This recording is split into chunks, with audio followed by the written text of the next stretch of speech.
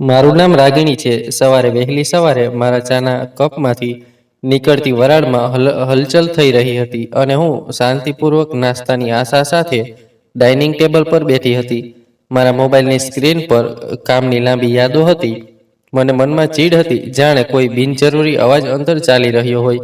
અચાનક દરવાજે ટકોર થઈ. મેં નજર ઊંચી કરી અને કહ્યું કે હવે કોનો મૂડ બગાડવાનો સમય આવી ગયો છે. હું બળબડતી દરવાજે પહોંચી તો ત્યાં એક માણસ ઊભો હતો. કોઈ સામાન્ય ભિખારી નહીં, પણ સાદા કપડામાં. તેના કપડાં ગંદા હતા, પણ શરીર પર કોઈ ગંદકી નહોતી, કોઈ ડાઘ નહોતા. જાણે ચહેરો સૂરજમાં ચબૂડેલો હોય, પણ આંખો અજીબ ઠંડી, ઊંડી અને શાંત હતી. તે બોલવા માટે નમ્યો, પછી સીધો થઈને કહેવા લાગ્યો કે મેડમ, કંઈક ખાવાનું મળે તો બસ. એટલું જ. તેને જોઈને મારી અંદરની એ જ ઘમંડી સ્ત્રી જાગી ઉઠી, જે કોઈની મજબૂરીને પોતાની બેઇજ્જતી સમજતી હતી. હું ઝડપથી આગળ વધી અવાજમાં ગુસ્સો લાવીને કહ્યું કે હવે અહીં ખાવાનું કંઈ નથી, નીકળી જાઓ અહીંથી. તે આશ્ચર્યથી મને જોતો રહ્યો, જાણે મારી આંખોમાં કંઈક શોધી રહ્યો હોય. મેં ફરી તેને ઝાટકી દીધો. ના મોં છે, ના હાલત છે. સવારે સવારે પોતાનો મનહૂસ ચહેરો લઈને આવી ગયા છો. પછી મેં દરવાજો જોરથી બંધ કરી દીધો. પગલાં પાછા વળવાની હતી ત્યાં દિલે એક અજીબ સી ખટક ઊભી કરી. મેં પોતાના પર ચીડાઈને દરવાજો ફરી ખોલ્યો. તે હજુ પણ ત્યાં જ ઊભો હતો. મેં કહ્યું, શું જોઈ રહ્યા છો? કંઈ સમજાતું નથી. ચાલો અહીં જાઓ અહીંથી. તે એક શબ્દ કહ્યા વિના પાછો વળ્યો, પણ જતા જતા એક શબ્દ મારા પર બોમ્બની જેમ પડ્યો. તું હંમેશા તડપશે, તારી ગોદ હંમેશા ખાલી રહેશે. ગમે તેટલો પ્રયાસ કરી લે. હું એક ક્ષણ માટે એવી થીજી ગઈ હતી. મેં પાછળથી અવાજ આપ્યો, શું કહ્યું તે? પણ તે તો જતો રહ્યો હતો અને મારું ઘમંડ, મારો ગુસ્સો એક ક્ષણ માટે લરઝી ગયો હતો. પણ મેં પોતાને સંભાળી લીધું. હસીને પોતાને ટોકી, પાગલ હશે, આવા તો બધા હોય છે. પણ તે શબ્દે મારા દિલની ધડકન બદલી નાખી. મેં પોતાને વ્યસ્ત રાખવાનો પ્રયાસ કર્યો, પણ દિલ બેચેન હતું. તે ચહેરો, તે શાંતિ અને તે બદદુઆ જાણે મારી અંદર ગૂંજતી રહી. રાતે સૂતા પહેલા મેં મારી માતાને કહ્યું, માં, આજે એક ભિખારી આવ્યો હતો. બહુ અજીબ માણસ હતો. બદદુઆ આપીને ગયો. માએ આકાશ તરફ જોયું અને કહેવા લાગી, બેટા, ગરીબનું દિલ ન દુખાવ. તેમના દિલમાંથી નીકળેલો શબ્દ સીધો ઉપર જાય છે. હું હસી પડી અને કહ્યું, માં, તે કોઈ લાચાર વૃદ્ધ ન હતો, સામાન્ય ભિખારી હતો. આવા લોકો તો રોજ આવે છે. માએ મારી હસીમાં કંઈ વાંચી લીધું. બસ એટલું બોલી, ભિખારી લોકો સામાન્ય નથી હોતા બેટા. તું નથી જાણતી કયો ચહેરો તારા માટે પરીક્ષા બનીને આવ્યો હોય. હું ચૂપ થઈ ગઈ, પણ ફક્ત જીભથી દિલમાં તે અવાજ ગૂંજતો રહ્યો. બીજા દિવસે રોજની જેમ મીટિંગ, ડિનર પાર્ટીઓ, શોપિંગ બધું ચાલુ રહ્યું. પણ અજીબ વાત એ હતી કે દરેક જગ્યાએ, દરેક નજારામાં તે ચહેરો ઘૂસી આવતો હતો. સ્ટ્રીટ પાર્કિંગમાં કોઈ ભિખારીને જોતી તો ચોંકી જતી. સિગ્નલ પર ગાડી રોકતી તો આંખો આપમેળે કાચની બહાર તેને શોધવા લાગતી. એક સાંજે હું મારા મિત્રો સાથે હતી. કાફેમાં હસી મજાક ચાલુ હતું, પણ હું શાંત બેઠી હતી. મારી એક મિત્રએ કહ્યું, શું થયું રાગિણી, ક્યાં ખોવાઈ ગઈ છે? મેં ખોટું હસીને કહ્યું, ઊંઘ પૂરી નથી થઈ શકે. પણ સચ્ચાઈ એ હતી કે મારો આત્મા કોઈ અજાણ્યા માણસની વિચારમાં ડૂબી રહ્યો હતો, જાણે કોઈ ભારે બોજ ગળેથી લટકી રહ્યો હોય. ક્યારેક રાતે પથારીમાં પડતા જ આંખો સામે તે ચહેરો આવી જતો. તેની આંખોની શાંતિ મારી ઊંઘ ચોરી લેતી. અને પછી થોડા દિવસો પછી મારી જિંદગીએ એવો વળાંક લીધો કે જાણે બધું પહેલેથી લખાઈ ગયું હોય. તે ભિખારીના જવાના 1 મહિના પછી મારી સગાઈ થઈ. છોકરો મારો ક્લાસ ફેલો હતો. પરિવાર ખૂબ અમીર હતો. છોકરો ભણેલો ગણેલો હતો. મારા પરિવારવાળા ખૂબ ખુશ હતા અને માં વારંવાર કહેતી કે બેટાની કિસ્મત ખુલી ગઈ છે. લગ્ન ભવ્ય થયા. એટલો મોટો ફંક્શન હતો કે આખું શહેર જાણી ગયું. મોંઘા કપડાં, જ્વેલરી, ફોટોશૂટ, મહેમાનોની ભીડ, અને હું ફિલ્મી હિરોઈનની જેમ બધાની વચ્ચે ચમકતી હતી. લગ્ન પછી તરત જ અમે હનીમૂન માટે મનાલી ગયા. પછી ન્યૂયોર્ક, પેરિસ, લંડન, દરેક જગ્યાના ફોટા, દરેક જગ્યાએ પ્રેમની વાતો. મેં દિલથી ઉપરવાળાનો આભાર માન્યો. લાગતું હતું કે ભિખારીની વાત એક સ્વપ્ન હતું જે નીકળી ગયું. હું ઘણીવાર આ વાત વિચારીને મુસ્કરાઈ દેતી. મારા જેવી છોકરી માટે બદદુઆ. પણ હું ભૂલી ગઈ હતી કે સપના જો ઈચ્છે તો વર્ષો પછી પણ હકીકત બનીને પાછા આવે છે. વાપસીના થોડા મહિના પછી માં બનવાની આશા મેં પહેલું ટેસ્ટ કરાવ્યું. ડોક્ટરે કહ્યું, ગભરાશો નહીં, આ તો હજુ શરૂઆત છે. મેં પણ દિલને તસલ્લી આપી. પણ મહિનાઓ વીતતા ગયા. પછી 1 વર્ષ વીતી ગયું. બીજી વાત ફક્ત મેડિકલ રિપોર્ટ સુધી મર્યાદિત ન રહી. એક દિવસ મારી સાસુએ રસોડામાં આવીને કહ્યું, રાગીણી, તને પણ લાગ્યું કે તારી સાથે કંઈક ખામી છે? હું ચોંકી ગઈ. પછી હસતા હસતા કહ્યું, મમ્મીજી, તમે તો જાણો છો કે અમે ટ્રીટમેન્ટ લઈ રહ્યા છીએ. તેમણે મારા ચહેરાને ધ્યાનથી જોઈને કહ્યું, કેટલીક ખામીઓ દવાથી નથી જતી બેટા. ક્યારેક દિલ પણ સાફ કરવું પડે, ક્યારેક ઉપરવાળા સાથે પ્રાર્થના પણ કરવી પડે. શક્ય છે તારાથી કોઈ ભૂલ થઈ હોય. આ સાંભળીને મારા પગ નીચેથી જમીન ખસી ગઈ. શું તેઓ એમ કહેવા માંગતા હતા કે આ મારી સજા છે? મારા પતિ, જેઓ પહેલા મારી બાજુ લેતા હતા, હવે વાતોમાં કટાક્ષ કરવા લાગ્યા. એક રાતે પથારીમાં પડતા મેં મારા પતિને કહ્યું, એક બાળક ન હોવું શું એટલી મોટી વાત છે કે તમે બદલાઈ ગયા છો? તેમણે ઓશિકા તરફ મોં ફેરવી લીધું અને કહેવા લાગ્યા, તું સમજે છે કે બધું ફક્ત તારી આસપાસ ફરે છે. પરિવાર, માતા પિતા, બધાની નજરો મારા પર છે. હું ચૂપ રહી. દિલની અંદર એક નાજુક દોરો તૂટી ગયો હતો અને અવાજ પણ ન આવ્યો. બીજા વર્ષના અંતે અમે એક પ્રખ્યાત વૈદ્ય પાસે સારવાર શરૂ કરી. તેમણે 1 મહિનાની આયુર્વેદિક દવાઓ આપી અને પરહેજ પણ જણાવ્યો.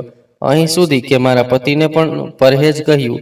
મેં બધું કર્યું જેમ કહેવામાં આવ્યું હતું. દવાઓ લીધી, મેં પ્રાર્થના કરી, વ્રત રાખ્યા, ભજન કીર્તન કર્યું.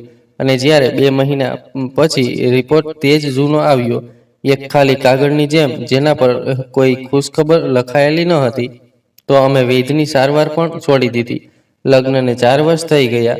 ચોથા વર્ષની શરૂઆતમાં મારી સાસુએ તેમના સગાઓની એક સ્ત્રી સાથે વાત કરી. તે સ્ત્રી યોગીની હતી. તેણે કહ્યું, આ સ્ત્રી મનહૂસ છે, તેના ભાગ્યમાં સંતાન નથી. પહેલા તો મારા પતિએ કંઈ ન કહ્યું, પણ મેં તેમની આંખોમાં સવાલ જોયા. તેમનો આત્મવિશ્વાસ હચમચી ગયો હતો. પછી એક દિવસ સાંજે મારા પતિએ મને બોલાવી. તેઓ રૂમમાં એકલા બેઠા હતા. હાથમાં અમારા લગ્નના ફોટા હતા. હું તેમની નજીક ગઈ અને કહેવા લાગી, શું થયું? તેમણે નજર ઊંચી કર્યા વિના કહ્યું, રાગિણી, હું થાકી ગયો છું. મેં હડસેલાતા કહ્યું, એનો મતલબ? તેમણે કહ્યું, મારી મમ્મી બીમાર છે અને પપ્પા હાર્ટ પેશન્ટ છે. પરિવારનું દબાણ જુદું છે. હું આગળ તને લઈને આ લડાઈ નથી લડી શકતો. મેં ચીસ પાડીને કહ્યું, તો હવે તું શું કરીશ? તેમણે ફક્ત એટલું કહ્યું, ડિવોર્સ. અને પછી તેઓ ચૂપ થઈ ગયા. તેમની શાંતિ ડિવોર્સ શબ્દ કરતાં વધુ તીવ્ર હતી. 2 દિવસ પછી મને એક સફેદ કવર મળ્યું. કોર્ટમાંથી ડિવોર્સના કાગળો હતા. તેને જોઈને કંઈ બોલવાની હિંમત ન થઈ, ન વિનંતી કરી, ન મેં કંઈ કહ્યું. તે દિવસે મેં ફક્ત મારું સામાન ઉપાડ્યું અને મારા માતા પિતાના ઘરે આવી ગઈ. માએ મને ગળે લગાડીને રડતા કહ્યું, ન્યાય નથી થયો બેટા, જુલમ થયો છે. પણ હું ચૂપ રહી. મને લાગ્યું કે કદાચ ન્યાય થઈ ગયો હતો. કદાચ તે ભિખારીએ સાચું કહીને ગયું હતું. કદાચ મારા તડપવાની શરૂઆત થઈ ગઈ હતી. હવે જ્યારે પણ હું આરસી જોતી તો ચહેરો મને સ્પષ્ટ દેખાતો. તે ભિખારી જે ફક્ત ખાવાનું માંગતો હતો, અને મેં ન ફક્ત રોટલી છીનવી હતી, પણ તેની ઇજ્જત પણ. મેં મારા પહેલા ડિવોર્સને ભાગ્ય કહીને ભૂલી દીધું હતું. આ વખતે કંઈક અંદરથી હંમેશ માટે શાંત થઈ ગયું હતું.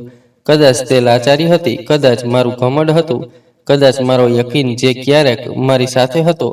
પણ તેમ છતાં મેં હાર ન માની. હવે હું વિચારવા લાગી કે કદાચ બીજી વાર ભાગ્ય કંઈક અલગ હોય. કદાચ કોઈ બીજો દરવાજો ખુલે. કદાચ કોઈ બીજો સંબંધ આવે જે મને મારી ખામી સાથે સ્વીકારે. મેં મારી માતાને કહ્યું, જો મારા માટે કોઈ સંબંધ આવે તો ના ન કહેતા. હું શરૂઆતથી નિભાવવા તૈયાર છું. માએ આશ્ચર્યથી પૂછ્યું, શું તું સાચે ફરીથી લગ્ન કરવા તૈયાર છે? મેં કહ્યું, શું ફરક પડે છે? લોકોને તો વળી પણ વાતો કરવાની છે. પણ આ વખતે લગ્ન પહેલા મેં ઉપરવાળા પાસે કંઈ ન માગ્યું. ન પતિ, ન સંતાન, ન સુખ. બસ એક પ્રાર્થના કરી, હે ભગવાન, જો મારી ગોદમાં કંઈ બાકી હોય તો ફક્ત માફી મૂકી દે. બાકી જે આપે તે મને સ્વીકાર છે. પણ હું હજુ પણ નહોતી જાણતી કે આગળની પરીક્ષા પહેલા કરતાં ઘણી મોટી હશે. બીજા લગ્ન સાદગીથી થઈ ગયા. જાણે મારી અંદર હવે ઘોંઘાટની જગ્યા બચી જ ન હતી. વિદાય સમયે માએ મારો હાથ ચૂમીને કહ્યું, આ વખતે ધીરજથી ચાલ બેટા, સબર સૌથી મોટું શાસન છે. મેં માથું હલાવી દીધું, પણ દિલમાં ઉપરવાળાને કહી રહી હતી, બસ આ વખતે મને પૂર્ણ સ્ત્રી બનાવી દે. મારા પતિ સુધીર મારા કરતાં થોડા વર્ષ મોટા હતા, પણ વ્યવહાર ખૂબ નરમ અને શબ્દો ખૂબ સારા હતા. લગ્નના પહેલા મહિનામાં મારી જિંદગીમાં ઘણું સુખ હતું. સુધીર સાથે વાતો થતી, અમે ફરવા જતા, બુક સ્ટોલ્સ પર રોકાતા, ક્યારેક ચાના હોટેલ પર. મને લાગ્યું કે કદાચ હવે બધું ઠીક થઈ જશે. કદાચ મારી જિંદગીમાં તે ખામી નહીં રહે જેણે પહેલા બધું બરબાદ કરી દીધું હતું. સુધીરની મમ્મી એક સામાન્ય પારિવારિક સ્ત્રી હતી. તેઓ મારી દરેક હરકત નોંધી લેતી. જો હું સમયસર નાસ્તો ન બનાવું અથવા તેમના રૂમમાં મોડું જાઉં તો તેઓ નારાજ થઈ જતી. મેં શરૂઆતમાં સમજ્યું કે સમય સાથે તેમનો વ્યવહાર ઠીક થઈ જશે, પણ તે જ વાત તેઓ જીભથી ન કહેતા, તે આંખોથી બોલી જતા, અને ક્યારેક હું તેમની નજરોના શિકારમાં આવી જતી. બીજા લગ્નના 6થા મહિનામાં સુધીરે ઈશારો કર્યો કે હવે આપણે ફેમિલી પ્લાનિંગ પર ધ્યાન આપવું જોઈએ. હું રાજી થઈ ગઈ. ડોક્ટર પાસેથી ટાઈમ લીધો, રિપોર્ટ્સ ફરીથી બનાવ્યા. બધું એ જ હતું, શાંતિ, સામાન્ય અને નિષ્ફળતાની લપેટમાં. જ્યારે બીજી વખત ટેસ્ટમાં નેગેટિવ આવ્યું તો મારા પતિએ ફક્ત એટલું કહ્યું, પહેલા પણ આ જ સમસ્યા હતી ને? મેં નજર નીચી કરી લીધી. તેમણે કહ્યું, પહેલા લગ્નમાં સમસ્યા કોઈ બીજાની હતી કે તારી? તેમણે તીખા શબ્દોમાં બોલ્યું. મેં મુશ્કેલીથી જવાબ આપ્યો, ડોક્ટરે બંનેને ફિટ ગણાવ્યા હતા, પણ ભાગ્યએ સાથ ન આપ્યો. તેઓ તાણા મારતા અંદાજમાં હસ્યા અને કહેવા લાગ્યા, ભાગ્યથી વધુ તો અક્કલનો કસૂર હોય છે. હું ચૂપ થઈ ગઈ. પહેલીવાર મારા પતિની જીભ કડવી લાગી. પછી થોડા દિવસોમાં આવી વાતો વધવા લાગી. સુધીરની મમ્મીએ એક દિવસ મહોલ્લાની સ્ત્રીઓ સામે કહ્યું, અમારી વહુ બહુ શાંત શાંત રહે છે. શક્ય છે કોઈ વાતનું ઘમંડ હોય? અને બીજા કોઈ દિવસે એક મહેમાન સામે બોલી પડ્યા, આ તો ફક્ત ચા બનાવે છે, બાકી કંઈ આપવું એ તો શક્ય છે તેના ભાગ્ય જ નથી. મારી અસહન શક્તિ હવે જવાબ આપવા લાગી. હું દર મહિને હોસ્પિટલ જતી, દવાઓ લેતી, પોતાને સમજાવતી કે આખરી કોર્સ હશે. એક દિવસ ડોક્ટરે કહ્યું, અમે તમારું આઈયુઆઈ ટ્રીટમેન્ટ કરાવીશું. આ એક સામાન્ય પ્રજનન સારવાર હતી, મોંઘી પણ હતી. મેં મારા પતિ સાથે વાત કરી. તેઓ પહેલીવાર બહુ ગુસ્સે થયા અને કહેવા લાગ્યા, હું તારા પર કેટલો ખર્ચ કરું, પણ મને યકીન નથી કે તું ક્યારેય માં બનીશ. મેં પોતાને કાબૂમાં રાખ્યું અને મમ્મીજી દ્વારા વાત ચલાવવાનો પ્રયાસ કર્યો, પણ તેઓ તો પહેલેથી જ મને બોજ સમજવા લાગ્યા હતા. તેમણે કહ્યું, અમારા ખાનદાનમાં તો આવી સ્ત્રીઓ નથી હોતી. ખબર નહીં આ મનહૂસ છોકરીને ક્યાંથી લઈ આવી. આ શબ્દો મેં રાતે રસોડામાંથી સાંભળી લીધા, જ્યારે તેઓ તેમના કોઈ મિત્ર સાથે ફોન પર વાત કરી રહ્યા હતા. તે દિવસોમાં મારા પતિ બીમાર થઈ ગયા હતા. મેં એક દિવસ મારા પતિને કહ્યું, મારે મારી માતાને મળવું છે. તેમણે રૂક્ષ શબ્દોમાં કહ્યું, જા, પણ રાતે પાછી આવી જજે. હું ચાલી ગઈ. પપ્પાનો ચહેરો નબળો જોઈને મારું દિલ કાપી ગયું. માતાની સામે મેં સબર રાખ્યું, પણ રાતે જ્યારે મારા પતિનો ફોન આવ્યો, તેમણે ગુસ્સાથી પૂછ્યું, હવે તને આ જગ્યા વધુ સારી લાગે છે? ત્યારે મને અહેસાસ થયો કે હવે મારા સંબંધની બુનિયાદ હચમચવા લાગી છે. એક દિવસ મેં મારા પતિને કહ્યું, જો તને લાગે છે કે તારી જિંદગી મારી સાથે પૂરી નથી થઈ શકતી, તો હું પાછળ હટવા તૈયાર છું. તેમણે મારી તરફ જોયા વિના કહ્યું, થેન્ક યુ, ચાલો, તારી અક્કલ તો ઠીક છે. જ્યારે બીજા ડિવોર્સના કાગળો મારા હાથમાં આવ્યા તો મારા પતિની આંખો ભીની થઈ ગઈ અને માતાની આંખો નમી ગઈ, પણ મારા ચહેરા પર આંસુ નહોતા, ફક્ત એક ખાલીપણું હતું. જાણે અંદર કોઈ હલચલ બાકી ન રહી હોય, પણ તે ખાલીપણું મારી અંદર કંઈક બીજું ભરી રહ્યું હતું. એક પુકાર, એક બેકરી જે શબ્દોમાં વ્યક્ત ન થઈ શકે. હું પોતાની જાતને સવાલ કરતી, જો તે ભિખારીએ મને બદદુઆ ન આપ્યું હોત તો શું મારું ભાગ્ય આ જ હોત? કદાચ તે બદદુઆએ જ મારી તકદીરની લકીર બનાવી દીધી હતી. હવે મારે તેને મળવું હતું, ગમે તે ભોગે. હું તેની સાથે ઝઘડવા નહીં, પણ ગીડગીડીને માફી માંગવા માંગતી હતી. હવે હું દરરોજ સવારે નીકળતી અને શહેરના ખૂણે ખૂણે તેને શોધતી, ક્યારેક બજારમાં, ક્યારેક રસ્તાઓ પર, ક્યારેક ફૂટપાથ પર, હોસ્પિટલ, ચોપાટીના રસ્તે, બસ સ્ટેન્ડ, રેલવે સ્ટેશનની આસપાસ. દરેક ભિખારીની નજીક જઈને તેને ધ્યાનથી જોતી અને નરમાઈથી કહેતી, તમે તે નથી ને જે એક દિવસ મારા દરવાજે આવ્યા હતા, જે મને બદદુઆ આપીને ગયા હતા? ક્યારેક લોકો ચૂપ રહેતા, ક્યારેક હસીને કહેતા, મેડમ, અમે રોજ આવા ચહેરા જોતા હોઈએ છીએ, તમે અમને ઓળખવા કેમ આવી જાઓ છો? અને હું ધીમેથી કહેતી, હું માફીની શોધમાં છું. મારી અંદર હવે એક અલગ પ્રકારની આગ હતી, ન ગુસ્સાની ન ઘમંડની, બસ એક સચ્ચાઈની. હું રોજ ઉપરવાળા સાથે પ્રાર્થના કરતી, એ ભગવાન, જો તું ઈચ્છે તો આજે તે ભિખારી મારી સામે આવી જાય. પણ આ મારી પરીક્ષા હતી. તું મને તે જ હાલત બતાવે છે જેમાં મેં તેને ધૂતકાર્યો હતો. એક દિવસ બપોરે સિગ્નલ પર એક ગાડી રોકાઈ. સામે એક નાની એમ્બ્યુલન્સ ઊભી હતી. દરવાજો ખુલ્યો અને અંદરથી એક સ્ત્રીની ચીખ સંભળાઈ. બે માણસો પરેશાન ઊભા હતા, એકબીજાને કહી રહ્યા હતા, યાર, કોઈ ગાડી રોકવા તૈયાર નથી. ડિલિવરી થવાની તૈયારી છે, પણ હોસ્પિટલ દૂર છે. શું કરીએ? મેં એક ક્ષણ માટે ગળું ફેરવ્યું. પાછળથી ગાડીઓ હોર્ન આપી રહી હતી. મગજે કહ્યું, આ મારી સમસ્યા નથી. દિલે કહ્યું, આજ તે ક્ષણ છે, આજ પરીક્ષા છે. મેં ગાડી સાઈડમાં કરી અને તે માણસને કહ્યું, લાવો તે સ્ત્રીની મારી ગાડીમાં મૂકો. તેમણે હળસેલાતા કહ્યું, મેડમ, તમને તકલીફ થશે. મેં દરવાજો ખોલતા કહ્યું, ના, જો હું રોકાઈ ગઈ તો શક્ય છે મારો ભગવાન પણ રોકાઈ જાય. લાવો તે સ્ત્રીને. તે સ્ત્રીના ચહેરા પર દર્દ સ્પષ્ટ દેખાતું હતું. તે પરસેવાથી ભીંજાઈ ગઈ હતી. અવાજમાં તડપ હતી.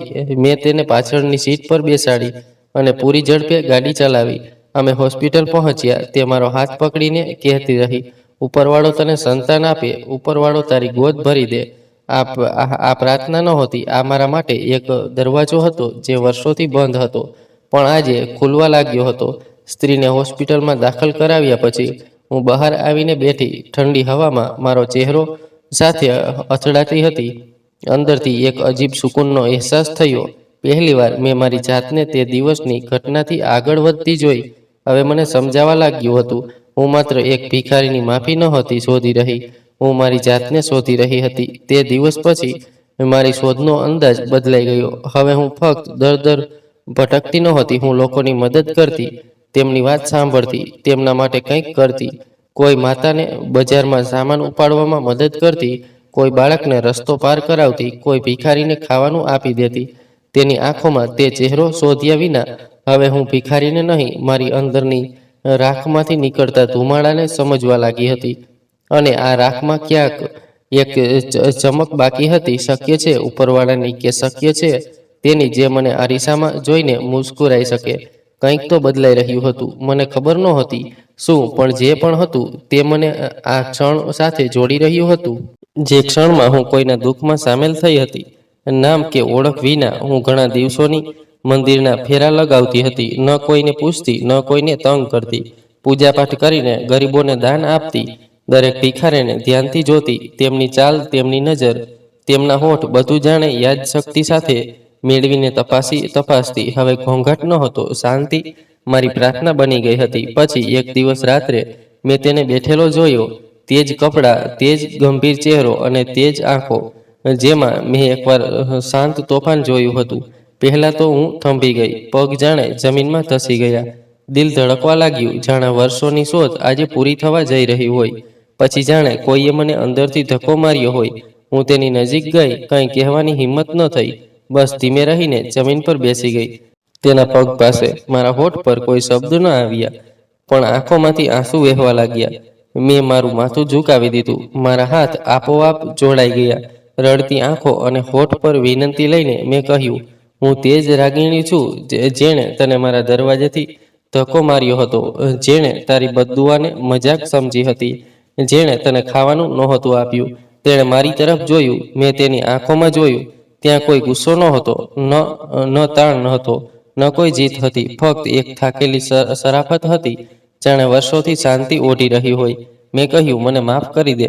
મારો અવાજ અટકતો, કાંપતો હતો, બિલકુલ મારા વજૂદની જેમ નબળો થઈ ગયો હતો.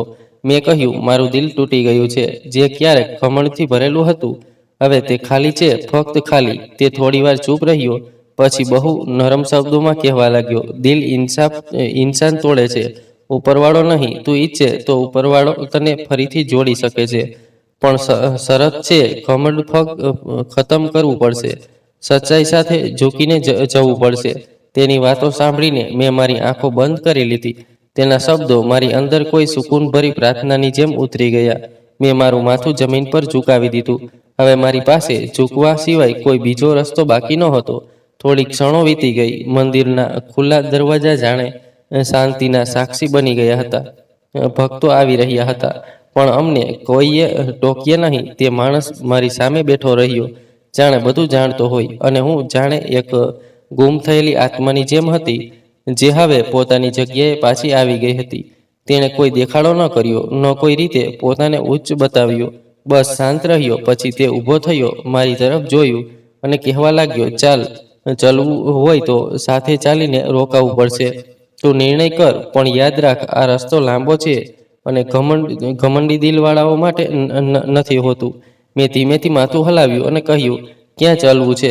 મારે અવાજ નબળો થઈ ગયો હતો, પણ જીવંત હતો. તેણે કહ્યું, સચ્ચાઈ તરફ, પણ સૌથી પહેલા પોતાને ઓળખી લે. પછી નિર્ણય કર કે તું કયા દરવાજે રહેવા માંગે છે, જે બંધ કરવામાં આવ્યો હતો કે જે તું ખોલવા માંગે છે. હું તેની સાથે ચાલવા લાગી. તે આગળ જતો હતો, હું પાછળ હતી. રસ્તામાં શાંતિ હતી, પણ એક અજીબ સુકૂન હતું. બોજ ન હતો, ન ફરિયાદ હતી, બસ સુકૂન હતું. પહેલી વાર લાગ્યું જાણે હું કોઈ સાયાની સાથે નહીં, કોઈ રોશનીની સાથે ચાલી રહી છું. અમે એક જૂની ગલીમાં પ્રવેશ્યા. એક નાનો રૂમ હતો. દરવાજો ખુલ્લો હતો, પણ અંદર સાફ સુથરો બેડ, ધાબળો અને એક નાનકડું મંદિર બનાવેલું હતું. હું આશ્ચર્યચકિત થઈ ગઈ. મેં કહ્યું, આ તારું ઘર છે? તેણે માથું હલાવ્યું અને કહેવા લાગ્યો, હું વર્ષોથી અહીં રહું છું. કોઈ પાસે કંઈ માગ્યું નથી. મહેનત કરું છું. ક્યારેક મંદિરની સફાઈ, ક્યારેક ભક્તો માટે પૂજાનું આયોજન, ક્યારેક ગરીબો માટે ખાવાનું બનાવું છું. બાળકોને પણ ભણાવું છું. હું તેને આશ્ચર્યથી જોતી રહી. મેં કહ્યું, તો પછી તું ભિખારી નથી? તેણે મુસ્કુરાઈને કહ્યું, ભિખારી હોવું એ માંગવાનું નામ નથી, ઉપરવાળા પર છોડી દેવાનું નામ છે. જે ઉપરવાળાની મરજીથી રાજી થઈ જાય તે જ ભિખારી છે. તેની વાત સાંભળીને મારા દિલમાં કોઈ દરવાજો ખુલ્યો. મેં કહ્યું, તે મને તે બદદુઆ કેમ આપી? તે ગંભીર થઈ ગયો અને કહેવા લાગ્યો, મેં બદદુઆ નહોતી આપી. મેં ફક્ત એ જ કહ્યું જે મને લાગ્યું તું સાંભળવા માંગતી હતી. હું તેની વાત સાંભળીને આવક થઈ ગઈ. મેં કહ્યું, તારો મતલબ શું છે? તેણે કહ્યું, તું ઘમંડમાં હતી. જો હું નરમાઈથી કહેત તો તું હસવા લાગતી. મેં એ જ કહ્યું જે તારા દિલમાં ડર પેદા કરે. શક્ય છે તું બદલાઈ જાય.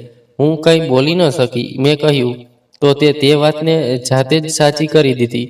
મારી આંખો ભીની થઈ ગઈ. તેણે કહ્યું, હવે શું કરીશ? મેં જવાબ આપ્યો, ઝૂકીશ. હવે ઘમંડની ગુંજાઈશ નથી. તે ચૂપ રહ્યો. પછી ધીમે રહીને કહેવા લાગ્યો, જો ઉપરવાળાએ ઈચ્છ્યું તો તે તને એ જ આપશે જે તું વર્ષોથી માંગી રહી છે. પણ હવે તે ફક્ત પ્રાર્થનાથી નહીં, નિયતથી મળશે. મેં હાથ જોડીને પ્રાર્થના કરી. તેના ઘરમાં બનેલા નાનકડા મંદિરમાં દિલથી પહેલી વાર કહ્યું, હે ભગવાન, મને સંતાન આપે કે ન આપે, પણ મને તે બનાવ જે તને પસંદ હોય. તે ક્ષણે મને જાણ થઈ ગઈ હતી કે હું આ ભિખારી પાસેથી નહીં, ઉપરવાળાના કોઈ સાચા ભક્ત પાસેથી આશા લગાવી ચૂકી હતી. હવે મારો સફર શરૂ થવાનો હતો. તે સફર જે ફક્ત ઝૂકવાથી આગળ વધે છે. અમારી છેલ્લી મુલાકાત પછી ઘણા દિવસો સુધી હું આ નાનકડા રૂમની આસપાસ ફરતી રહી. ક્યારેક એકલી જઈને બેસતી, ક્યારેક ખાવા પીવાનો સામાન લઈ જતી, ક્યારેક ફક્ત શાંત રહેતી. હું તેની સાથે વખત વિતાવતી હતી. તે ન તો ફાલતુ સવાલો કરતો, ન મારી શાંતિ તોડવાનો પ્રયાસ કરતો. બસ પોતાના કામમાં લાગેલો રહેતો. તેના ઘરની બાજુમાં એક મોટું મંદિર હતું, જ્યાં તે સફાઈ કરતો. પોતાના ઘરમાં બાળકોને ટ્યુશન ભણાવતો. મને આશ્ચર્ય થયું કે તે ભણેલો ગણેલો પણ હતો. ક્યારેક વૃદ્ધોને મંદિરમાં ભગવાનના દર્શન જાતે કરાવતો. હું તેને જોતી તો વિચારતી, શું આ એ જ માણસ છે જેને મેં ક્યારેય ઇન્સાન ગણવાનો પણ ઇનકાર કર્યો હતો? એક દિવસ મેં તેને કહ્યું, જો મારી માફીનો રસ્તો ફક્ત લગ્નમાંથી પસાર થાય તો હું તૈયાર છું. તે થોડીક ક્ષણો ચૂપ રહ્યો, જાણે મારા શબ્દોને તપાસી રહ્યો હોય. પછી ધીમા શબ્દોમાં બોલ્યો, રાગીણી, માફી મારી પાસે નથી. માફી ઉપરવાળો આપે છે. અને લગ્ન ફક્ત માફીનો રસ્તો નથી, જવાબદારી છે. કાલે જો તારી સોચ બદલાઈ જાય તો. મેં નજર નીચી કરીને જવાબ આપ્યો, સોચ ત્યારે બદલાય છે જ્યારે દિલ બેફિકર ન હોય. હવે મારું દિલ, મારી સોચ બધું ઠરી ગયું છે. તેણે માથું હલાવ્યું. પછી કહેવા લાગ્યો, ઠીક છે. તેણે મંદિરના પંડિતજી સાથે વાત કરી લીધી, અમારી કુંડળીઓ મેળવી લીધી. તેણે કહ્યું, અમે મંદિરમાં જ સાદગીથી લગ્ન કરીશું. ન ઘોંઘાટની જરૂર છે, ન કોઈ રીત રિવાજની. અમે આગલા મહિને મંદિરમાં લગ્ન કરી લીધા. મારી માતાએ આ લગ્નથી કોઈ વાંધો નહોતો, અને તેની આગળ પાછળ તો કોઈ હતું જ નહીં. આજે હું દુલ્હન બનીને તેની સામે હતી. તેનું નામ દીપક હતું, જેણે મારી જિંદગીના બધા દીવા પ્રગટાવી દીધા હતા. હું શાંત હતી, પણ પહેલીવાર મારી અંદર આત્મવિશ્વાસ હતો. લગ્ન પછી અમે મંદિરની બહાર નીકળ્યા. રસ્તાની બાજુથી પસાર થઈને અમે એક ગલીમાં પ્રવેશ્યા. મારું દિલ ધડકતું હતું. આ રસ્તો મારા માટે અજાણ્યો હતો, પણ હવે હું કોઈ વસ્તુથી ડરતી નહોતી. એક નાનું ઘર દેખાયું, સાફ સુથરું, દિવાલ, દરવાજા પર સામાન્ય પડદો. તેણે પડદો હટાવ્યો અને મને અંદર આવવાનો ઈશારો કર્યો. હું અંદર ગઈ તો આશ્ચર્ય થયું. ઘર નાનું હતું, પણ દરેક વસ્તુ યોગ્ય રીતે ગોઠવેલી હતી. જમીન પર કાલીન બિછાવેલું હતું. એક જૂનો પણ સાફ સુથરો સોફો હતો. એક નાની રેક હતી, જેના પર થોડું પુસ્તકો રાખેલા હતા. રસોડામાંથી હળવી સુગંધ આવતી હતી. શક્ય છે ચા ઉકળી હોય. તેણે અંદર આવીને કહ્યું, આ ઘર મેં જાતે બનાવ્યું છે. દિવસે ભક્તિનો, સેવા, બાળકોને ટ્યુશન ભણાવવું, અને જે બચત થાય તેમાંથી હું ધીમે ધીમે આ બધું જમા કરતો હતો. મેં ક્યારેક કોઈ પાસે ભીખ નથી માંગી. તેની વાત સાંભળીને મારા પગ એક ક્ષણ માટે અટકી ગયા. મેં આખા ઘર પર નજર ફેરવી. દરેક વસ્તુમાં તેની મહેનત બોલતી હતી. આ કોઈ મહેલ નહોતો, પણ એક અજીબ પ્રેમ, સુકૂન અને આકર્ષણનું વાતાવરણ હતું. મેં ભીની આંખોથી દીપને પૂછ્યું, તે આ બધું એકલાએ કર્યું? તે મુસ્કરાયો અને કહેવા લાગ્યો, જેની પાસે ઉપરવાળો સાથ હોય તેને બીજા કોઈના સહારાની જરૂર નથી. તે દિવસથી મેં આ ઘરને અપનાવવાનું શરૂ કર્યું. દિવાલો પર નવા પડદા ટાંગ્યા, રસોડામાં મસાલાની યાદી બનાવી, આખા ઘરની સફાઈ કરી, દરેક વસ્તુ મારી રીતે ગોઠવી, અને આખરે જે ઘર સુકૂનનું હતું તેમાં હવે એક સુંદરતા પણ વધી ગઈ. હું પ્રાર્થના કરતી, ઘરમાં પૂજાપાઠ કરતી, સવારે વહેલું ઉઠીને સ્નાન કરતી, ઘરની સફાઈ કરતી અને મારી વિચારોમાં ખોવાઈ જતી. એક દિવસ મેં તેની કપડાની અલમારી ખોલી તો તેમાં દરેક કપડું યોગ્ય રીતે ગોઠવેલું હતું. ત્યારે અચાનક મારી નજર અલમારીમાં રાખેલા એક નાનકડા સંદૂક પર પડી. મન થયું કે તેને ખોલીને જોઉં, પણ તરત જ રોકાઈ ગઈ.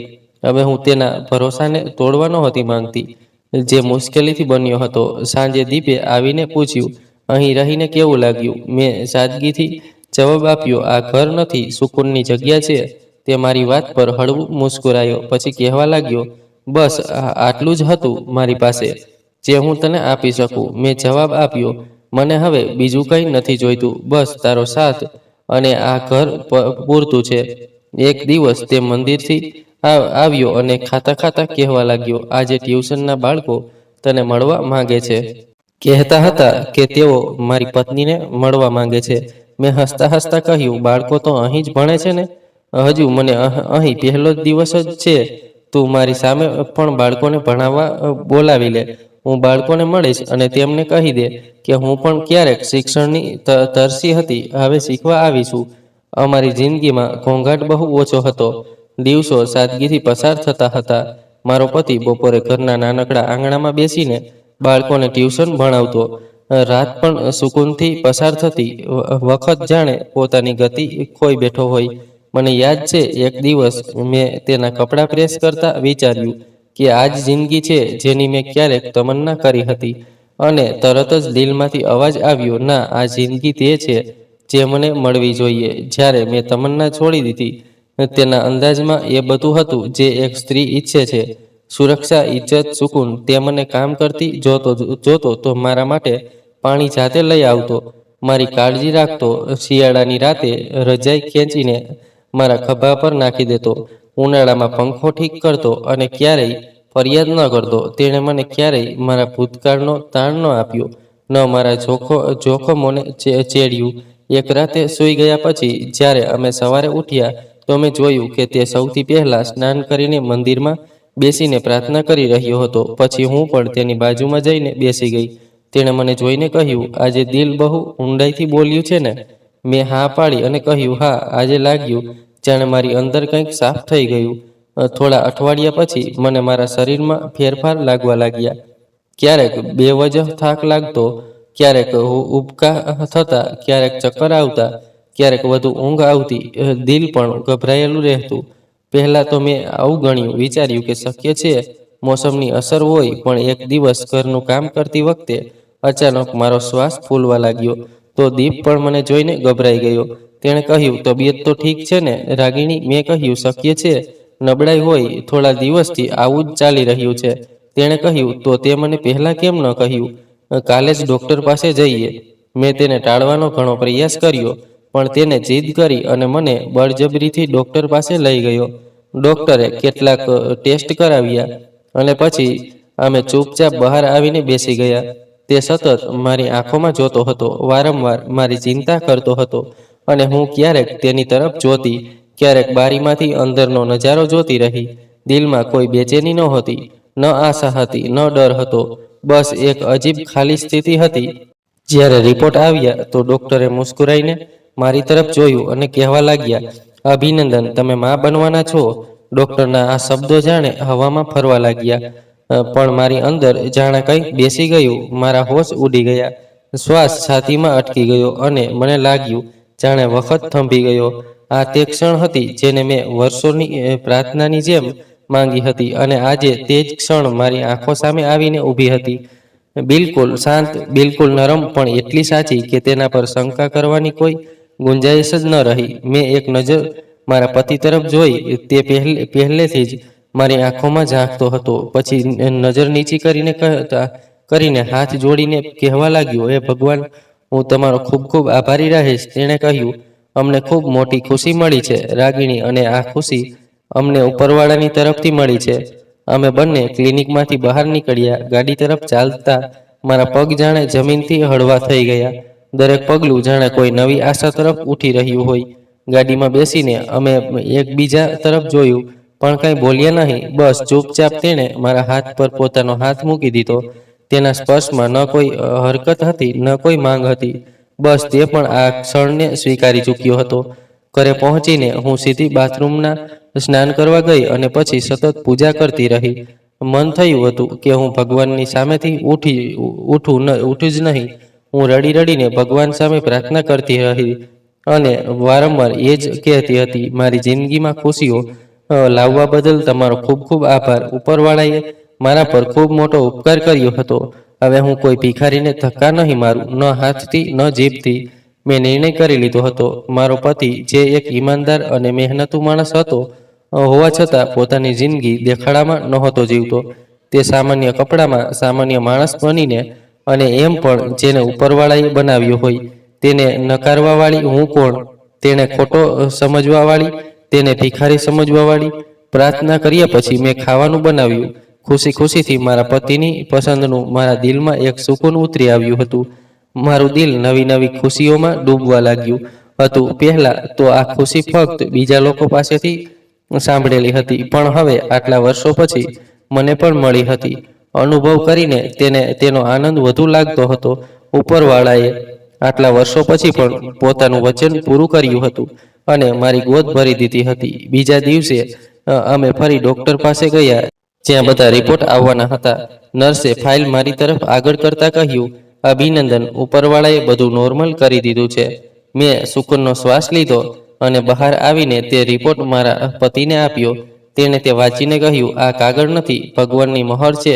મેં રડતી આંખોથી કહ્યું, હું ઈચ્છું છું કે આ બાળક ફક્ત પ્રાર્થનાનું પરિણામ હોય, દવાનું નહીં. તે મુસ્કુરાઈને બોલ્યો, આ વખતે દવા કરતાં પ્રાર્થના વધુ અસર બતાવી રહી છે. અમે નક્કી કર્યું હતું કે આ ખબર હમણાં કોઈને નહીં કહીએ, સિવાય અમારા માતા પિતાને. મેં મારી માતાને ફોન કરીને જણાવ્યું. તે આ ખબર સાંભળીને ખૂબ ખુશ થઈ. પછી હિચકી લેતા રડવા લાગી અને બોલી, બેટા, ભગવાને તારી પ્રાર્થના સાંભળી લીધી, તારી તમન્ના પૂરી કરી દીધી. મેં કહ્યું, હા માં, હવે હું બધા માટે પ્રાર્થના બનીને રહેવા માંગુ છું. કોઈનું દિલ નહીં દુભાવવું, કોઈ ભિખારીને નીચું નહીં બતાવવું. ઘરમાં દિવસે દિવસે કંઈક ને કંઈક કામ રહેતું, પણ દિલ હંમેશા ઉપરવાળાની પ્રાર્થનામાં અને મોહમાયામાં લાગેલું રહેતું. મેં ઘરની બહાર નીકળવાનું બંધ કરી દીધું અને ઘરમાં રહીને પૂજા પાઠમાં લાગેલી રહેતી. ઘરના કામોમાં વ્યસ્ત રહેતી અને આવનારા મહેમાનની તૈયારીમાં સમય પસાર કરવા લાગી. એક દિવસ દરવાજે ખટખટ થઈ. બહાર એક ભિખારી ઊભો હતો. તેના હાથમાં જૂનો કટોરો હતો અને ગળામાં ગંદી શાલ હતી. હું થોડી ક્ષણો તેને જોતી રહી. પછી દરવાજો ખોલીને કહ્યું, આવો, અંદર આવો, હું તમારા માટે ખાવાનું ગોઠવું છું. તે થોડો પાછળ હટ્યો અને બોલ્યો, ના ના બહેન, મને ખાવાનું બહાર જ આપી દો, હું અંદર નથી આવી શકતો. મેં કહ્યું, ક્યારેક હું પણ તમારી જેમ બહાર હતી. અને એક દિવસ કોઈએ મારા માટે દરવાજો ખોલ્યો. ત્યારથી હું દરવાજો બંધ નથી કરતી. મેં તેના માટે ખાવાનું પીરસ્યું. તે ખાવાનું ખાતા ખાતા પાણી પણ પીવા લાગ્યો.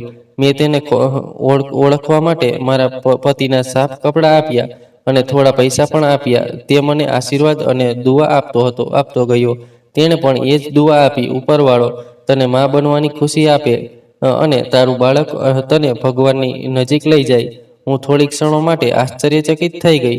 તેના હોઠ પરથી નીકળેલી દુઆ જાણે મારા દિલ પર લખાઈ ગઈ હોય. તે દિવસોમાં મને વારંવાર સપના આવતા, જેમાં હું કોઈ અજાણી ગોદમાં બાળકને લઈને બેઠી હોઉં અને કોઈ દૂરથી આવીને ફક્ત એટલું જ કહેતું, તારી પ્રાર્થના સ્વીકાર થઈ ગઈ.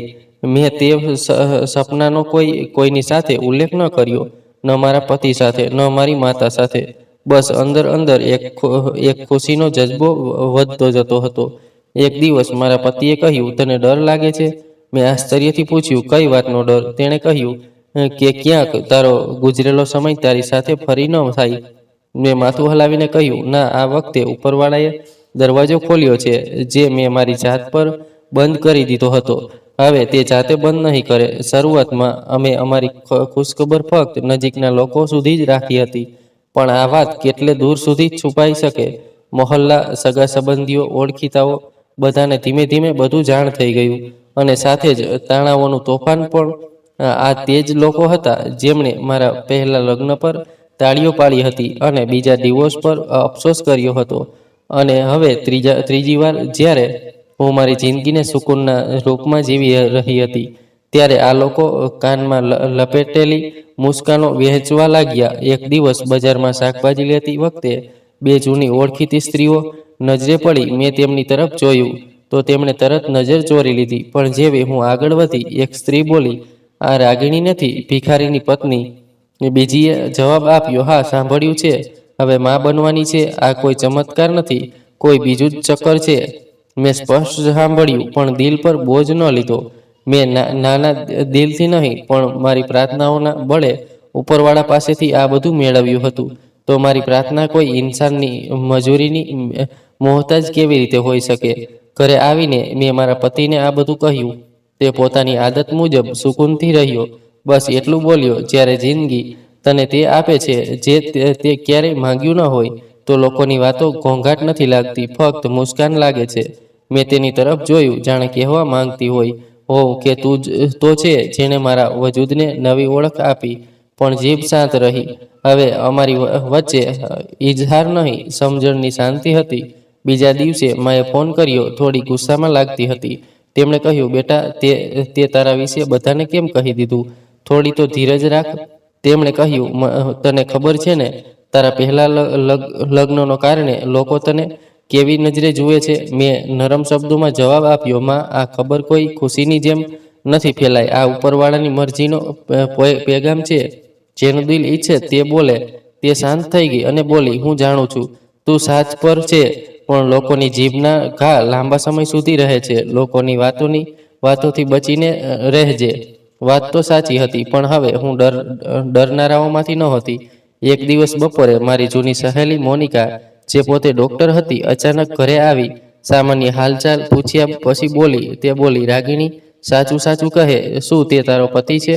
ભિખારીઓની જેમ રહે છે, ગરીબ છે, ન માલ છે, ન દોલત છે, તે તેને કેવી રીતે પસંદ કર્યો? મેં તેની તરફ જોયું અને ખૂબ સુકૂનથી જવાબ આપ્યો, જ્યારે ઇન્સાન ઉપરવાળાને રાજી કરી લે અને તેની ભક્તિમાં ખોવાઈ જાય, ત્યારે આ બધું સહન નથી કરવું પડતું, નિભાવવું સરળ થઈ જાય છે. તે શાંત થઈ ગઈ, જાણે કોઈ સવાલ તેની જીભ પર આવ્યો હોય અને શ્વાસ સાથે પાછો ગયો હોય. તે દિવસોમાં મારા દિવસો સુકૂનથી પસાર થતા હતા અને રાતો સુકૂનથી સુગંધમાં વહેતી હતી. હું દરેક દિવસ, દરેક ક્ષણ વિચારતી કે શું આ બધું મારા ભગવાન તરફથી મારા માટે માફી છે, કે આ ફક્ત એક અજમાઈશમાંથી નીકળવાનું ઇનામ છે, જે ક્યારેય મારું હતું કે ન હતું, કે તેનું હતું, જે દરેક વાત જાણતું હતું, એમાંય તે આંસુ પણ જે અમે ચૂપચાપ વહાવતા હતા. એક સવારે હું ધાબા પર બેઠી હતી અને ધૂપ શેકતી હતી, ત્યારે નીચે દરવાજો વાગ્યો. એક અડધી ઉંમરનો ભિખારી હતો. તેના હાથમાં તૂટેલો સાફ કટોરો હતો. ચહેરા પર સૂરજની ઝલક હતી, આંખોમાં રોશની હતી. મેં તેના હાથમાં થોડા પૈસા મૂક્યા અને ઝૂકીને કહ્યું, મારા માટે પ્રાર્થના કરજે, હું માં બનવાની છું. તેણે મારી તરફ જોયા વિના કહ્યું, જ્યારે સ્ત્રી ઝૂકવાની શીખી જાય તો ઉપરવાળો તેને માં બનવાનો હક આપી દે છે. હું ઘણીવાર તેના શબ્દોની પાછળ ચાલતી રહી. મારો જવાબ દુનિયાના દરેક તાણા, દરેક શંકા, દરેક બેયકીની માટે હતો, કારણ કે જ્યારે ઉપરવાળો નિર્ણય આપી દે તો લોકોની વાતો ફક્ત ધૂળ જેવી લાગે છે, અને જ્યારે ધૂળ બેસી જાય તો રોશની વધુ સ્પષ્ટ થઈ જાય છે. અને મારી સામે હવે ફક્ત રોશની હતી, મોહબ્બત હતી, જે ઘણીવાર ઘોંઘાટ નથી કરતી.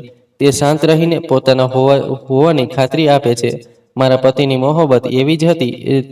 તે કોઈ બુલંદ અવાજમાં ઇજહાર નહોતો કરતો, કોઈ ફૂલોથી સજેલા શબ્દો નહોતું આપતું, પણ રોજની નાની નાની વાતોમાં તે મને જણાવતો હતો કે હું તેના માટે કેટલી મહત્વની છું. એક દિવસ મેં તેને ચા માંગી. થાક થોડો વધારે હતો અને શરીરમાં નબળાઈ પણ દેખાતી હતી. તે ચૂપચાપ રસોડામાં ગયો અને ચા બનાવી લાવ્યો. સાથે એક પ્લેટમાં બિસ્કિટ અને મારા માટે ગરમ પાણી પણ લાવ્યો. મેં કહ્યું, તે આ બધું કેમ કર્યું? ફક્ત ચા બનાવી દેત. મેં તો ફક્ત ચા જ માંગી હતી. તે હસીને બોલ્યો, તું ફક્ત કહે છે, પણ હું સાંભળું પણ છું અને અનુભવું પણ છું. મને લાગ્યું જાણે હું આખી જિંદગી આવા કોઈ માણસની શોધમાં હતી. મોહબ્બત ક્યારેય શબ્દોમાં છુપાયેલી નથી હોતી, તે સ્વભાવમાં શ્વાસ લે છે. તે દિવસોમાં મારો 7મો મહિનો શરૂ થઈ ગયો હતો. શરીર ભારે થવા લાગ્યું હતું. શ્વાસ ક્યારેક અટકી જતો હતો, ચાલવું ધીમું થઈ ગયું હતું. એક દિવસ મેં લોટથી થેલી ઉપાડી અને કમરમાં દર્દથી એક લહેર દોડી ગઈ. દીપે તરત જ મારો હાથ પકડ્યો અને કહેવા લાગ્યો, રાગિણી, તું હવે ફક્ત તારી જ નહીં, બે જીવોની જવાબદારી છે. લોટ ઉપાડવા માટે હું છું ને? મેં નજર ચોરી લીધી. આ નરમાઈ મને દરેક વખતે તોડી નાખતી હતી. રાત્રે જ્યારે અમે છત ઉપર બેઠા હતા, આકાશમાં ચંદ્ર પૂર્ણ હતો. તે તારાઓને જોતો હતો અને હું તેને જોતી હતી. અચાનક દિલમાં આવ્યું કે આજે તેને એ સવાલ પૂછી જ લઉં જે દિલમાં વર્ષોથી અટવાયેલો હતો. મેં ધીમેથી કહ્યું, ક્યારેક તો મને કહ્યું હોત કે તું મારી સાથે મોહબ્બત કરે છે? તેણે મારી તરફ જોયું અને પહેલીવાર હળવું હસીને કહેવા લાગ્યો, જો તે એક શબ્દ કહી દીધો હોત તો કદાચ તું તેને સામાન્ય સમજી લેત. મેં આશ્ચર્યથી પૂછ્યું, મોહબ્બતની વાત સામાન્ય કેવી રીતે હોઈ શકે? તે ગંભીર થઈ ગયો. પછી નરમ શબ્દોમાં બોલ્યો, એક શબ્દ મોહબ્બત કહીને તને નાની કરી દેત. હું તો તારા માટે આખી પ્રાર્થના બનીને જીવું છું. દરેક ઘડી, દરેક પળે તારા માટે પ્રાર્થના માંગુ છું. શબ્દો ખતમ થઈ જાય છે, પણ પ્રાર્થનાઓ ખતમ નથી થતી.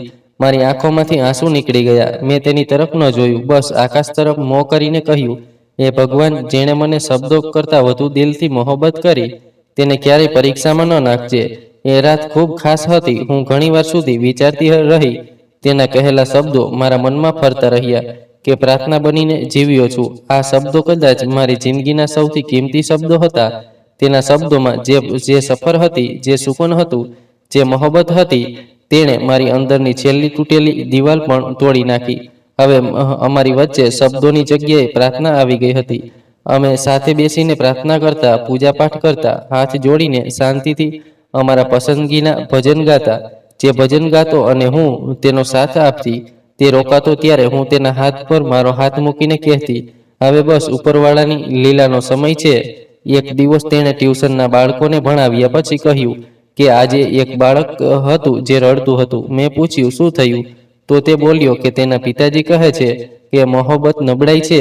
મેં પૂછ્યું, તો તે શું જવાબ આપ્યો? તેણે કહ્યું, મેં બાળકને સમજાવ્યું કે મોહબ્બત નબળાઈ નથી, મોહબ્બત તો કુરબાની છે.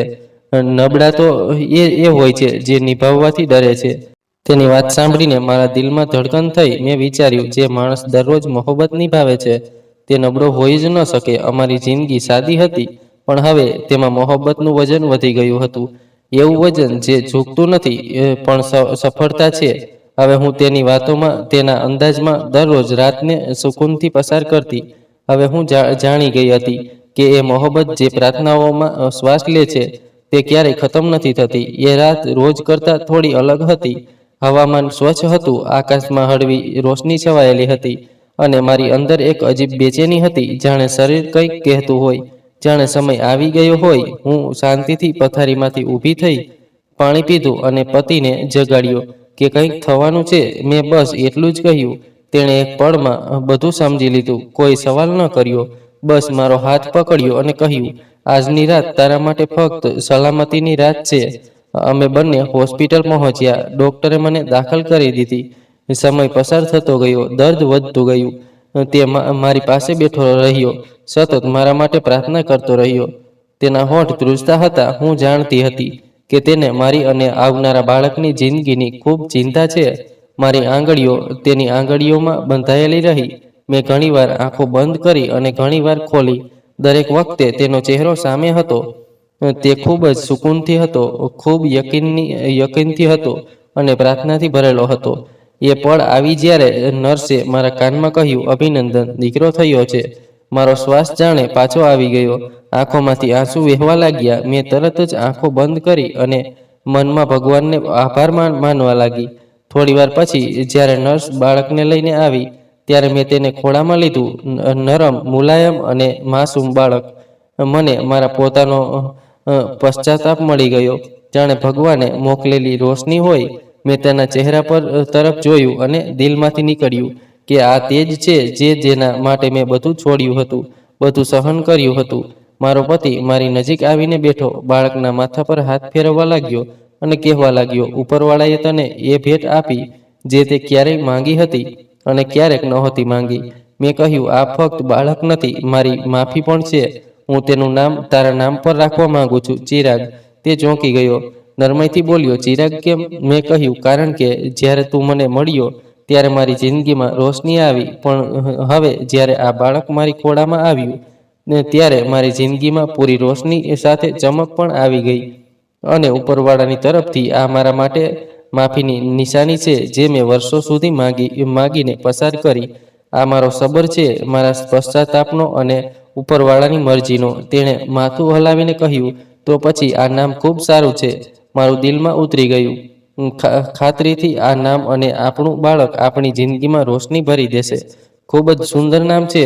દીકરાના જન્મ પછી ઘણા દિવસો હોસ્પિટલમાં પસાર થયા. નર્સે પણ મારા દીકરાને જોઈને આશ્ચર્યમાં હતી. કહેવા લાગી કે ખૂબ જ પ્યારો દીકરો છે અને ખૂબ સારું નામ રાખ્યું છે તમે. નર્સ કહેતી હતી કે તમારો દીકરો રડતો નથી, હંમેશા હસતો રહે છે. હું હસીને કહેતી, ઉપરવાળાની તરફથી આવ્યો છે, તેની જ રોશની છે, ભલા શોર કેમ કરશે? જ્યારે અમે ઘરે પાછા ફર્યા ત્યારે મહોલ્લાના લોકોએ અમને અભિનંદન આપ્યા, પણ એ જ જીભો જે ક્યારેક ઝેર ઓકતી હતી હવે ખાંડ છાંટવા લાગી. કોઈએ કહ્યું, તમારો સબર સફળ થયો, તો કોઈએ કહ્યું, જુઓ, ભિખારીની નિયત સાફ હતી. ઉપરવાળાએ તેની પ્રાર્થના સાંભળી લીધી. હું શાંતિથી સાંભળતી. મને કોઈ ગર્વ નહોતો, કોઈ ઘમંડ નહોતો. બસ દિલ કહેતું હતું કે બધું મારી કોશિશ નથી, ઉપરવાળાની મરજી સાથે થયું છે. મારા પતિએ બાળક માટે ઝૂલો જાતે બનાવડાવ્યો હતો, લાકડાનો. તેના પર રંગ પણ જાતે કર્યો હતો અને પોતાના હાથે તેને સજાવ્યો હતો. જ્યારે મેં પહેલીવાર ચિરાગને એ ઝૂલામાં સુવડાવ્યો ત્યારે મારું દિલ ભરાઈ આવ્યું. તે સૂતો હતો, પણ તેનો ચહેરો રોશન હતો, જાણે કોઈ રાજકુમાર હોય. રાત્રે જ્યારે તે જાગી જતો ત્યારે હું પણ તેની સાથે જાગતી. પણ મારો પતિ ક્યારેય નથી તૂટ્યો. તે મારી સાથે જાગતો, મારી સાથે બાળકને થબકીઓ આપતો અને જ્યારે હું થાકી જતી ત્યારે કહેતો, સૂઈ જા, હવે દીકરાને હું સંભાળી લઉં.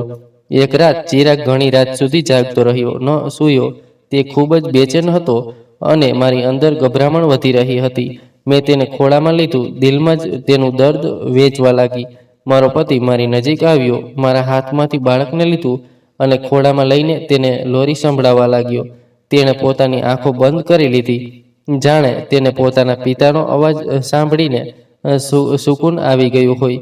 મેં એ પળે મારા પતિ તરફ જોયું અને દિલથી કહ્યું, તું જ એ હતો જેણે મારા માટે ખુશીઓનો રસ્તો બનાવ્યો. તું જ એ હાથ છે જેણે મને પડવા ન દીધી. મેં પોતાની સાથે વચન કર્યું કે હું આ બાળકને ખૂબ બહાદુર બનાવીશ. તેને શીખવીશ કે ઝૂકવું એ નબળાઈ નથી, પણ તાકાત છે. ચિરાગ હંમેશા બીજાની મદદ કરે, પણ ક્યારેય પોતાના પર ઘમંડ ન કરે અને ઉપરવાળા પાસે હંમેશા પ્રાર્થના કરે, કારણ કે પ્રાર્થના કરનાર ક્યારેય ખાલી નથી રહેતો.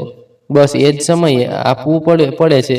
હવે મારા દિવસો અને રાતો આ નાનકડા વજૂદમાં સમાઈ ગયા હતા. હું દરેક પળે પ્રાર્થના કરતી રહેતી, મારા પતિ અને મારા દીકરાની લાંબી ઉંમર માટે. ન કોઈ ફરિયાદ હતી, ન કોઈ શીખવો. બસ એ જ સુકૂન હતું જે ઉપરવાળાની તરફથી આવ્યું હતું. અને હું જાણતી હતી કે આ સુકૂન હંમેશા રહે કે ન રહે, પણ ઉપરવાળાની કૃપા અમારા પર હંમેશા રહેશે. ચિરાગ મારો દીકરો મારી ભૂલોનો પશ્ચાતાપ છે, મારા સબરનું પરિણામ છે, મારી આખી જિંદગીનો જવાબ છે. આ બધું હવે પાછળ રહી ગયું, અને એ દરવાજો જે મેં ગુસ્સામાં બંધ કર્યો હતો, એ ધક્કાએ તાણાઓ હવે ક્યાંય સ્વર નથી કરતા. હવે મારી આંખો સામે ફક્ત એક એ નજારો છે જ્યારે મારી બાજુમાં મારો દીકરો હોય છે અને હું તેને દુઆઓ આપું છું, જાણે હું મારી દુઆઓને પકડીને બેઠી હોઉં. આ બાળકે મારી અંદર નવી જિંદગીનો જન્મ આપ્યો, એવી જિંદગી જે ફક્ત શ્વાસ લેવાનું નામ નથી, પણ સુકૂનની જિંદગી જીવવાનો અર્થ છે. હવે જ્યારે દરવાજે કોઈ ભિખારી આવે છે, હું ઝડપી પગલે જાઉં છું.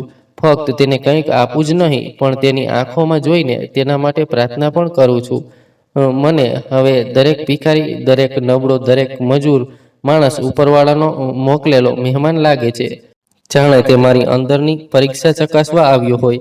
હવે હું દરવાજો બંધ નથી કરતી, દિલથી ખોલું છું. એક દિવસ બપોરે દરવાજે એક વૃદ્ધ સ્ત્રી આવી. હાથમાં ખાલી થેલી હતી, ચહેરા પર ધૂળ માટીના નિશાન હતા, પગમાં ચપ્પલની જગ્યાએ ફાટેલા કપડાં બાંધેલા હતા. મેં તેને કહ્યું, આવ બહેન, અંદર આવ, હું તારા માટે ખાવાનું લાવું. તે બોલી, ના ના બહેન, હું બહાર જ ઠીક છું. હું હસીને બોલી, પહેલા હું પણ બહાર જ રાખતી હતી, પછી એક દિવસ મને પણ કોઈએ અંદર બોલાવી. આજે તું આવ. મેં તેને અંદર બેસાડી, ખાવાનું આપ્યું, પાણી પીવડાવ્યું અને જતી વખતે તેને થોડા પૈસા પણ આપ્યા, જેથી તે પોતાના માટે ચપ્પલ અને કપડાં ખરીદી શકે. તે જતા જતા બોલી, બહેન, ઉપરવાળો તને માફ કરશે અને તારો દીકરો હંમેશા ભલાઈના રસ્તે ચાલશે. મારા દિલે કહ્યું કે આ પ્રાર્થના સામાન્ય નથી, આ મને ભૂતકાળથી મુક્ત કરી રહી છે. દરરોજ થોડું થોડું. મારો પતિ હજુ પણ એવો જ હતો, શાંત અને ઉપરવાળાની મોહમાયામાં મગ્ન. અમે બંને ચિરાગને ફક્ત સંતાન નહોતા માનતા. મારો પતિ દરરોજ પોતાના દીકરાને શીખવાડે છે કે જિંદગી ખરેખર શું છે. એક દિવસ તે મારી નજીક આવ્યો અને બોલ્યો, રાગિણી, તે ક્યારે વિચાર્યું હતું કે જો એ દિવસે મેં બદદુઆ ન આપ્યું હોત, તો શું તું આટલી ઊંડાણથી બદલાતી? મેં થોડી પળોની ખામોશી પછી કહ્યું, એ બદદુઆ નહોતી, એ આઈનો હતો. હું મારી પોતાની પરછાઈ જોવા તૈયાર નહોતી. તે બસ આઈનો બતાવ્યો હતો.